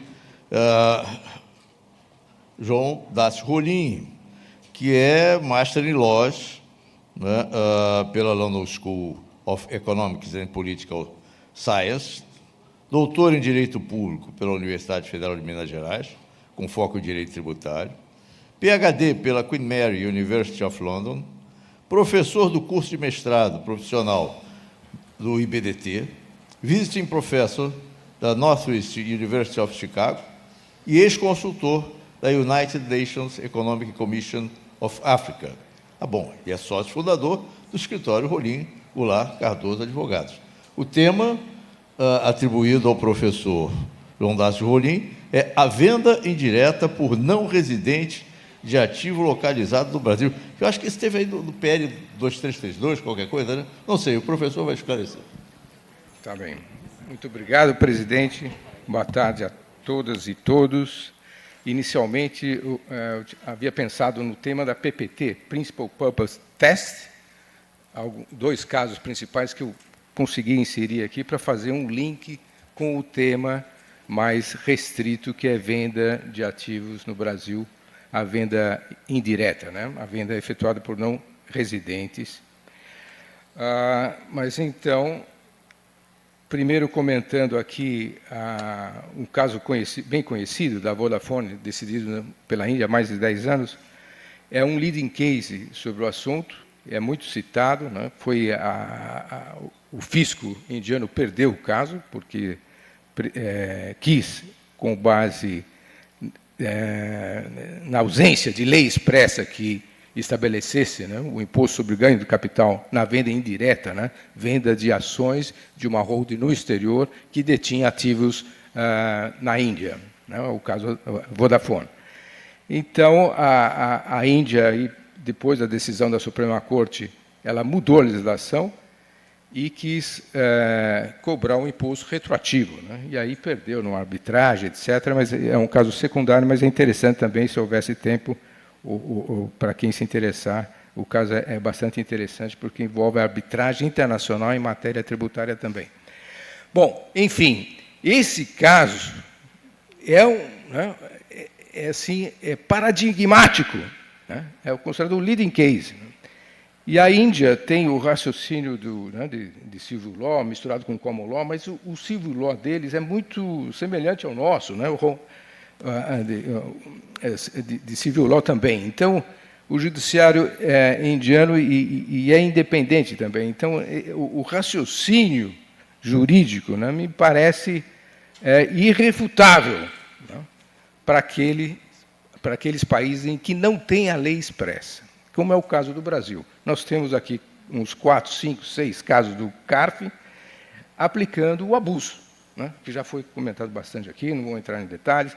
Então, o CARF está presumindo, né, que há abuso nessa venda indireta de ações, porque a holding constituída lá fora para deter ativos no Brasil, ela foi constituída sem propósito econômico, sem a business purpose, sem substância econômica.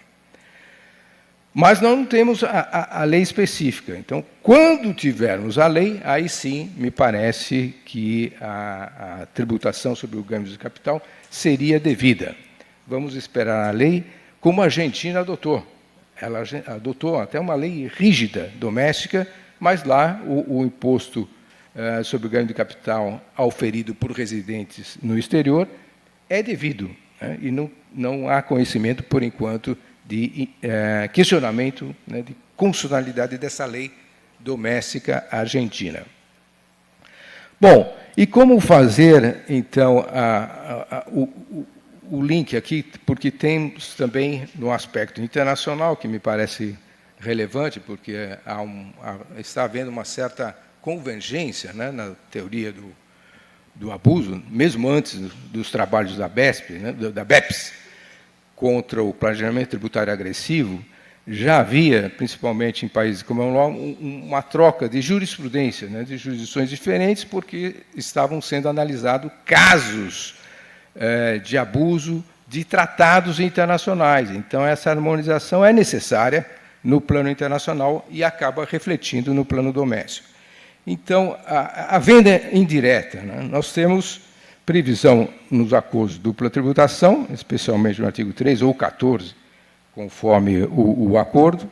Aqui eu peguei o exemplo da Suíça, né, Brasil-Suíça, o artigo 14 estabelece como a quem caberá o imposto sobre ganhos de capital.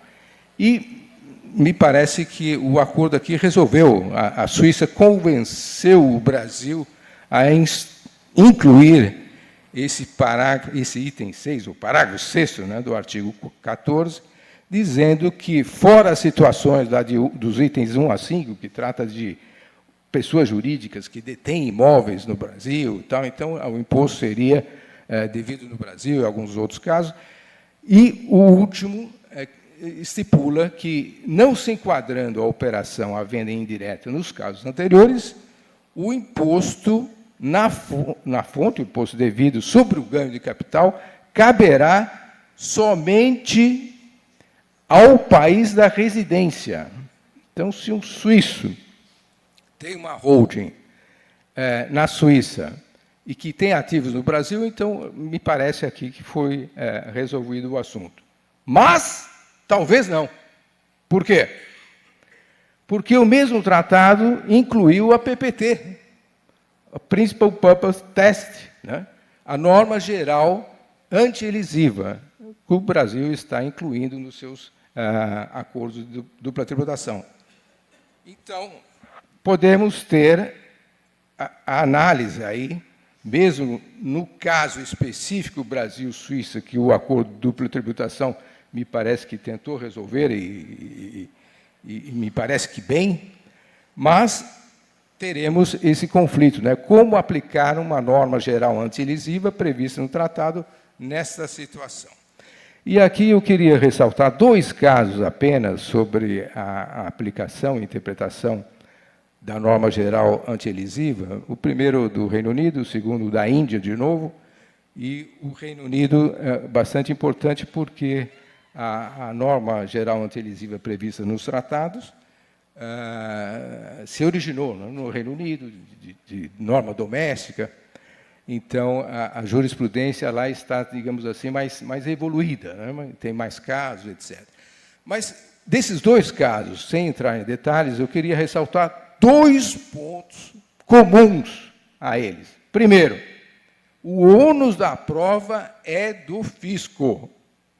não ficando dúvida sobre isso. Então, jurisdição da Índia e jurisdição inglesa, em que o assunto já está mais evoluído.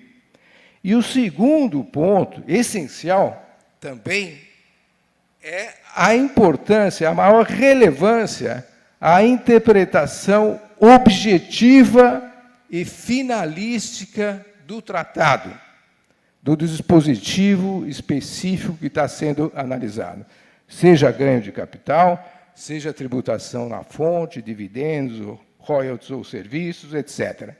Interpretação objetiva e finalística, e com base em provas, fatos objetivos, né? Aí aplicando a Convenção de Viena, etc. Então, esses dois pontos em comum, me parece que o Brasil não vai poder fugir disso.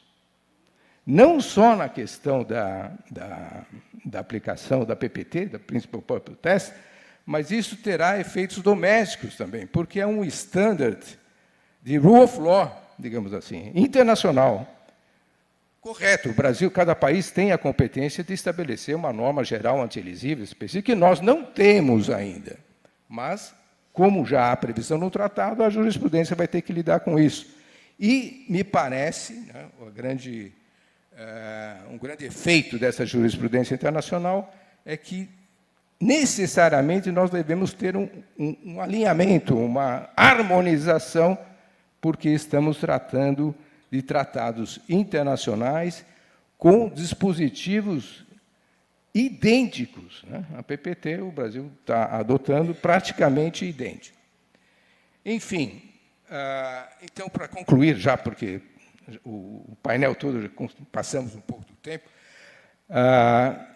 eu colocaria esse caso prático, voltando ao acordo de dupla tributação Brasil com a Suíça. O ganho de capital, então, no caso da interposição de uma holding na Suíça por um residente suíço, em tese,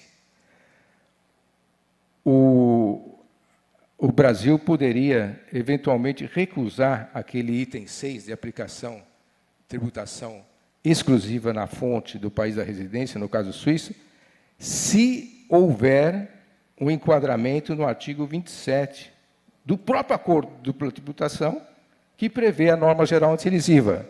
Então, se houver abuso, aí sim o Brasil poderia questionar essa atribuição exclusiva ao país da fonte, da residência, no caso da Suíça, para tributar o ganho de capital. Mas o abuso vai ter que ser interpretado de acordo com esses estándares internacionais. Prova é ônus do fisco e interpretação objetiva e finalística dos acordos. Espero que, nos anos futuros, né, a jurisprudência brasileira comece a adotar esses princípios para trazer mais segurança jurídica. Muito bem, encerro aqui, presidente, em função do horário. Muito obrigado a todos.